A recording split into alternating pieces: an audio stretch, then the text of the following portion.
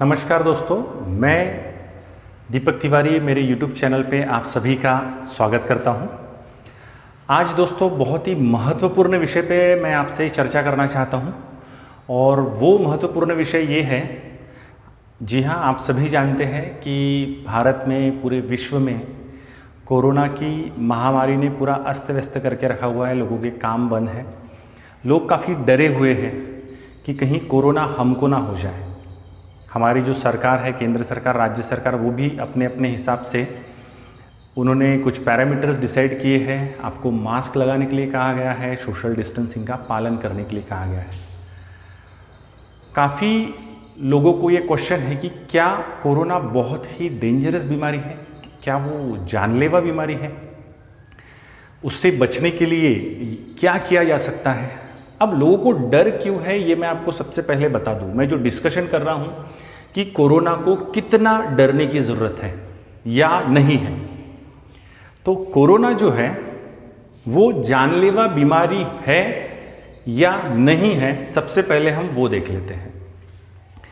देखिए, भारत में या भारत के बाहर जितने भी देशों में कोरोना हुआ है, ज़्यादातर उन सभी देशों में अगर हम ऑब्जर्व करें तो मोर देन 80% संक्रमित लोगों की रिकवरी हो गई है और जो डेथ होने वाले लोग हैं वो डेथ की जो यानी परसेंटेज है वो कहीं 10 है, कहीं 8 है, कहीं 7 है, कहीं 5 है। भारत में तो कहीं वो 2 या 3% है, कुछ कुछ रीजन में, मतलब 10% से कम ही है। यानी 100 लोग अगर बीमार हो रहे हैं तो उसमें से मरने वालों की जो संख्या है वो 10 से कम है। यानी इससे हमको ये पता चलता है कि ये बीमारी जानलेवा नहीं है। कैंसर जैसी बीमारी नहीं, जैसे कैंसर अगर 100 लोगों को हो जाए तो बहुत कम लोगों में कैंसर की रिकवरी होती है। तो कैंसर ये जानलेवा बीमारी है, कोरोना ये जानलेवा बीमारी नहीं है।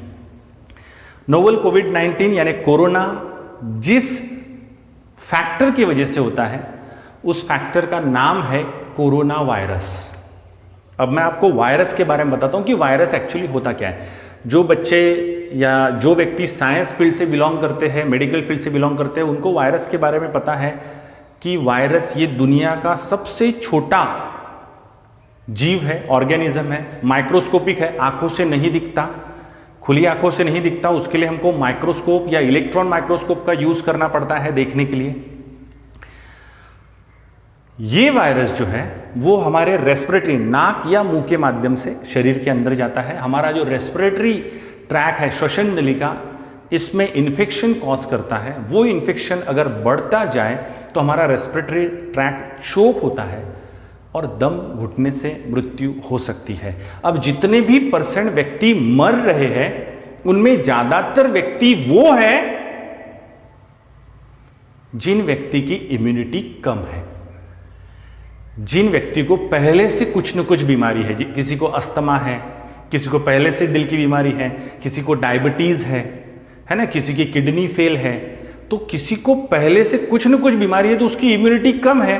तो ऐसे व्यक्ति के बॉडी में वायरस बहुत अच्छे तरीके से डेवलप हो रहे हैं, क्योंकि 80 यानी अगर मोर देन 80% व्यक्तियों की रिकवरी हो रही है, इसका मतलब ये बीमारी ठीक हो रही है।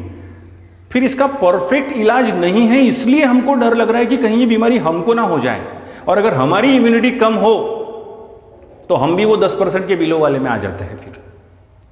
तो इससे बचने का एक सबसे सरल उपाय है, अपनी इम्यूनिटी आप स्ट्रांग कीजिए। इम्यूनिटी स्ट्रांग करने के लिए भी मैं एक वीडियो बनाने वाला हूं जिसमें आप होममेड थेरेपी से इम्यूनिटी कैसे स्ट्रांग कर सकते हैं, है ना। तो इसलिए आप चैनल को सब्सक्राइब कर लीजिएगा, उसके बाजू में बेल आइकॉन होता है उसको हिट कर लीजिएगा, ताकि मैं कोई भी अगर वैल्यूएबल वीडियो डालूं तो वो आपको डायरेक्ट दिख जाए। ये जानकारी आपको महत्वपूर्ण लग रही है तो आप अपने दोस्तों को व्हाट्सएप ग्रुप पे भी, जहां आप शेयर करना चाहे, कर सकते हैं। मैं आपको बता रहा हूं कि वायरस कितना डेंजरस है। इसको बताने के लिए मैं सबसे पहले बताता हूं कि वायरस होते क्या है। वायरस ये सबसे छोटे जीव होते हैं। वायरस ये 2 चीजों से बने हुए थे, बेसिकली मेन उसमें 2 ही चीज होती है। उसका आउटर कवरिंग जिसको कहा जाता है प्रोटीन, और उसके अंदर में ऐसे थ्रेड लाइक स्ट्रक्चर होते हैं इस तरीके से। और आपको बता दूं जिसको डीएनए कहा जाता है, या फिर इस तरीके से स्ट्रक्चर होते हैं, ये आरएनए होते हैं। तो डीएनए या आरएनए होते हैं कुछ वायरस में, जैसे कोरोना वायरस के अंदर आरएनए प्रेजेंट होता है। हमारे बॉडी में भी डीएनए है, वो डीएनए हमारे बॉडी के कैरेक्टर को रिप्रेजेंट करते हैं। ये डीएनए हमारे मदर और फादर के बॉडी से हमारे अंदर आए हैं। तो ये डीएनए वायरस में भी प्रेजेंट होते हैं, और इस डीएनए के सराउंडिंग में प्रेजेंट होता है प्रोटीन का कोट। जैसे आपने नारियल देखा है, नारियल के अंदर मलाई होती है और ऊपर का पार्ट एकदम टफ होता है। एग्जैक्टली कोरोना वायरस में ऊपर का जो पार्ट है वो एकदम टफ होता है, और जब ये वायरस हमारे बॉडी के अंदर आते हैं तो हमारी इम्यूनिटी उसको आसानी से रिकॉग्नाइज नहीं कर पाती, हमारी रोग प्रतिकारक शक्ति उसको पहचान नहीं पाती, क्योंकि हमारे रोग प्रतिकारक शक्ति का एक बिहेवियर है कि बाहर से अगर कोई भी फॉरेन एजेंट आए तो अगर वो हार्मफुल है तो उस पर अटैक करना, उसको न्यूट्रलाइज करना, उसको नष्ट करना। लेकिन वायरस ये ऐसी चीज है, आप देखिए अगर आपको सर्दी हो जाए, कुछ हो जाए, आप डॉक्टर के पास गए तो डॉक्टर बोलता है कि सर्दी अपने दिन तो लेगी ही, हाँ जितना भी 5-7 दिन लगता है उतना तो समय लेगी ही सर्दी, क्योंकि वो वायरल इन्फेक्शन है। वो जो प्रोटीन का कोट है वायरस के ऊपर, जब तक वो ब्रेक नहीं होता तब तक उस वायरस को हम न्यूट्रलाइज नहीं कर सकते। तो वो जो वायरस का के ऊपर जो कोटिंग होता है ऊपर, जिसको हम लोग प्रोटीन का कोट बोलते हैं, ये प्रोटीन कोट जब तक है तब तक वायरस को न्यूट्रलाइज नहीं किया जा सकता, और इसीलिए इसका इंक्यूबेशन पीरियड भी ज्यादा है कोरोना वायरस का, क्योंकि हमारा इम्यून सिस्टम उसको आसानी से रिकॉग्नाइज ही नहीं कर पा रहा है, उसको आसानी से पहचान ही नहीं पा रहा है। हाँ, जिसकी इम्यूनिटी, अभी ऐसा भी हो रहा है कि मोर देन 60-70% यानी पेशेंट्स ऐसे भी हैं जिनके बॉडी में कोरोना के कोई सिम्टम्स ही नहीं दिख रहे हैं। हमने सुना हुआ है कि उनके बॉडी में कोरोना के कोई सिम्टम्स ही नहीं है, क्योंकि उनकी इम्यूनिटी अच्छी है। हो सकता है ऐसा भी हो कि किसी की बॉडी में कोरोना आए, उसकी इम्यूनिटी बहुत अच्छी हो और वो ठीक भी हो गया हो और पता भी नहीं चला। तो ऐसे पेशेंट को जिनमें सिम्टम्स नहीं दिखते, इनको कोरोना के कैरियर्स कहा जाता है। यानी इनकी खुद की इम्यूनिटी स्ट्रांग होने की वजह से इनको तो नहीं हो रहे हैं उसके सिम्टम्स, लेकिन ऐसा व्यक्ति अगर ये सोचे मुझे हुआ ही नहीं और वो प्रिकॉशंस लेना छोड़ दे तो ये बाहर के व्यक्तियों को कोरोना फैला सकता है। कोरोना जनरली हमारे मुंह या नाक के माध्यम से अंदर आते हैं, इसलिए गवर्नमेंट ने हमको मास्क पहनने के लिए कहा गया है, जो कि सबसे ज्यादा जरूरी है।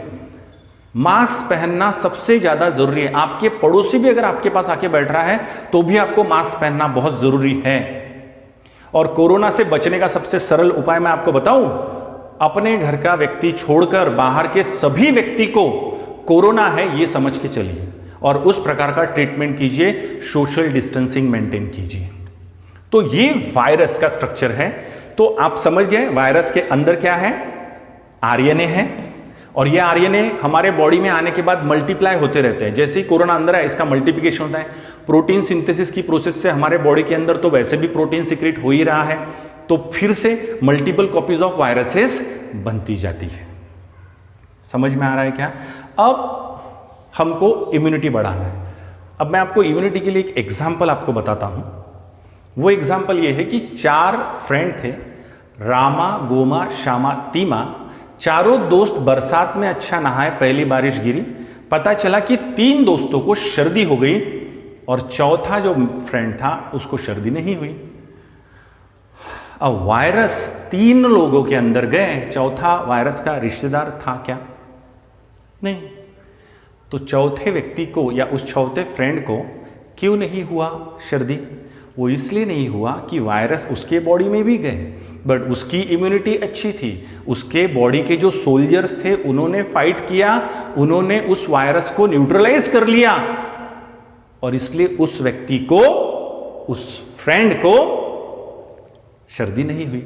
बाकी तीनों की इम्यूनिटी कम थी, वायरस जीत गए, बॉडी के सोल्जर्स हार गए, वायरस का अस्तित्व आ गया बॉडी के ऊपर। और फिर ऐसे केस में आप हॉस्पिटल जाएंगे, डॉक्टर आपको एंटीबायोटिक लिख कर देगा, फिर आप वो मेडिसिन लेंगे, फिर नए सोल्जर्स तैयार होंगे, फिर वो उसको न्यूट्रलाइज करेंगे, फिर आपकी सर्दी ठीक होगी। आप समझ रहे हैं मैं क्या बोलने की कोशिश कर रहा हूं? तो कोरोना से डरने की ज़रूरत नहीं है, कोरोना से सतर्क रहने की ज़रूरत है, सोशल डिस्टेंसिंग मेंटेन करने की ज़रूरत है। ज़रूरत हो तभी घर के बाहर निकलें। बाहर से आने के बाद बाहर से लाए हुए जो वस्तुएं हैं, जो भी वस्तु आप लाएंगे उसको सैनिटाइज कीजिए, हाथ धोइए। अगर बहुत ज़्यादा समय तक आप घर के बाहर है तो आने के बाद नहा लीजिए। एक बात आप ध्यान रखिए, जब तक आप कोरोना को लेने के लिए नहीं जाएंगे वो आपके घर पे आने वाला नहीं है। ये बहुत क्लियर है। आप समझ रहे हैं क्या मैं क्या बोल रहा हूँ? तो आपको उतनी प्रिकॉशंस लेनी है। एक बात मैं और आप लोगों से डिस्कस करना चाहूँगा कि हमारे सोसाइटी में काफ़ी सारी निगेटिविटी भी फैल रही है। हम देख रहे हैं कि लोग काफ़ी डिप्रेस्ड हैं, डिप्रेशन में गलत डिसीजंस ले रहे हैं, लोगों के काम धंधे भी छूट गए हैं। मैं बस इतना ही कहना चाहूँगा कि अच्छे समय की एक बुरी बात होती है कि वो चला जाता है, वैसे ही बुरे समय की एक अच्छी बात होती है कि वो भी चला जाता है। तो ये जो बुरा समय है ये भी चला जाएगा। आप पॉजिटिव रहिए, पॉजिटिव चीज़ों को अपनाइए, आजू बाजू में खुशियाँ बांटिए, फैमिली के साथ क्वालिटी टाइम स्पेंड कीजिए। अगर आप ऐसा करते हैं, विश्वास से करते हैं, ये जो बुरा समय है ये भी चले जाएगा, एक अच्छी सुबह फिर से आएगी। तो कोरोना ये जानलेवा बीमारी नहीं है, बट कोरोना सतर्क रहने वाली बीमारी है। इसलिए सतर्क रहिए, सावधान रहिए, stay at home and be safe, और खुश रहिए, क्योंकि खुश रहने से इम्यूनिटी बढ़ती है। तो जितनी आपकी इम्यूनिटी अच्छी होगी उतने जल्दी आप कोरोना को भगा सकते हैं। कोरोना से डरने की ज़रूरत नहीं है, डट के मुकाबला करने की ज़रूरत है, प्रिकॉशंस लेने की ज़रूरत है। बुजुर्गों का ध्यान रखिए, बच्चों का ध्यान रखिए। समझ में आ रहा है मैं क्या बोल रहा हूँ? ज़रूरत हो तभी आप घर के बाहर निकलिए। ठीक है? मुझे सुनने के लिए आप लोगों का बहुत बहुत धन्यवाद।